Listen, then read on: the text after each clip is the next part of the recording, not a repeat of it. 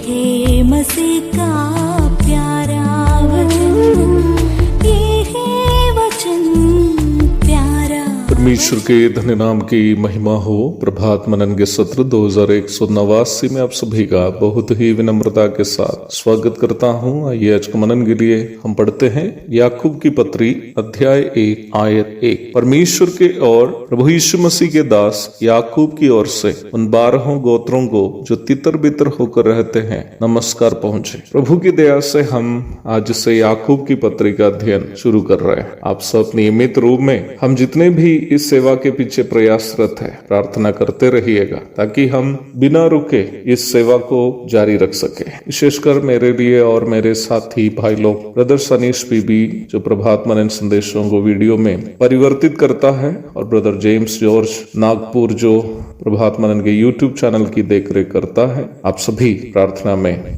हमें याद रखिएगा। प्रभात मनन प्रतिदिन आप तक नियमित रूप में पहुंचने में इन सभी प्रिय लोगों की भी अहम भूमिका है। इब्रानियों की पत्री के अध्ययन के दरमियान हम सभी कई प्रकार की समस्याओं से गुजरे थे, परंतु प्रभु ने हमें अनुग्रह देकर आगे की ओर बढ़ाया। उनके धन्य नाम की महिमा हो। इसलिए आपसे मैं आग्रह करना चाहता हूं कि प्रभात मनन नियमित रूप में आप सुनने वाले हैं, और यदि चाहते हैं कि आगे भी आप सुनते रहे, आप सभी हमारे लिए नियमित रूप में प्रार्थना करते रहिएगा ताकि प्रभु हम सबों को अपने पंगोदले छिपाकर सुरक्षित रखे। याकूब की पत्री नया नियम के कानून के अनुसार सर्वप्रथम लिखी गई पुस्तक है और सबसे अंत में जोड़ी गई पुस्तक भी है। कानून वह मापदंड है जिसके अनुसार विभिन्न समयों में विभिन्न लोगों के द्वारा लिखी गई पुस्तकों को परमेश्वर की प्रेरणा से रची गई पुस्तकों के रूप में पहचान कर उसे पवित्र शास्त्र के हिस्से बनाए जाते हैं। समय क्रम के अनुसार याकूब की पत्री की रचना ईस्वी 44 और 49 के बीच में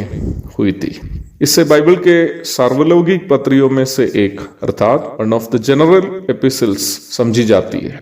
यद्यपि नया नियम में कई याकूबों का जिक्र हो, माना जाता है कि इस पत्री की रचना प्रभु यीशु मसीह के भाइयों में से एक याकूब के द्वारा की गई है। याकूब सहित यीशु मसीह के अन्य भाई लोग अर्थात मरियम और यूसुफ के पारिवारिक जीवन से उत्पन्न अन्य बच्चे प्रभु यीशु मसीह को मसीह या परमेश्वर के रूप में या परमेश्वर के पुत्र के रूप में पहले विश्वास नहीं करते थे। याकूब 7:5।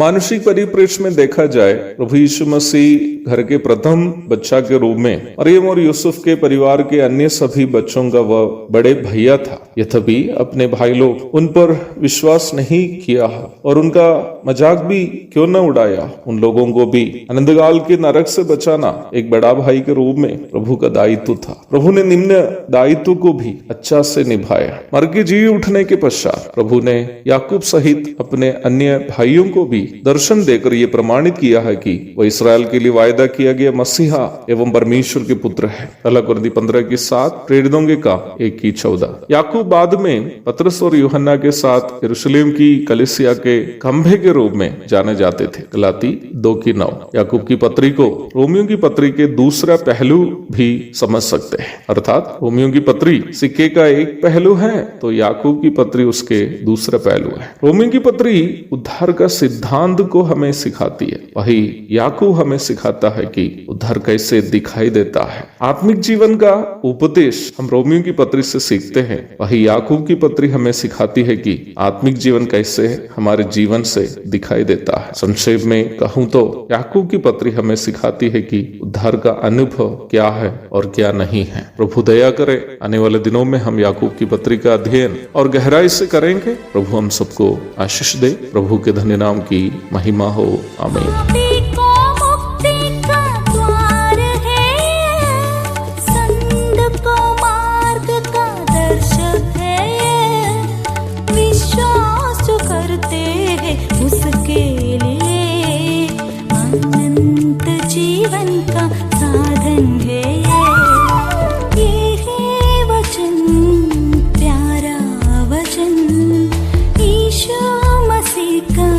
प्यारा वचन, ये है वचन।